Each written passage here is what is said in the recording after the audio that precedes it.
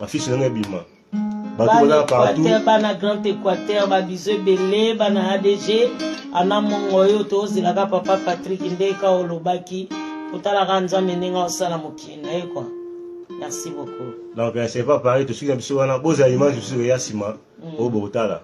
À ce qui est à la combo ya Charlotte Pigeon à Londres émission pesa tango 6 pesa tango à Londres ya Ibrahim El Nzambe à Nyoso et sur leur ville. À ce qui est na bana à Londres t'as-tu pour ça? Na mon mazanga lingwele. Donc bah image j'ai belé toi dans studio.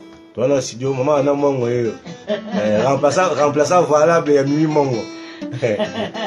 Alors on a ce image alors on a ce souci à Mimi Mongo. Et sur la Mongo.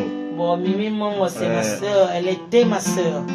Mais ana Mongo azaka ana Mongo donc na ya pe na ndé nanga mais azande ko nanga azalaki ndeko nanga. Nako boya ete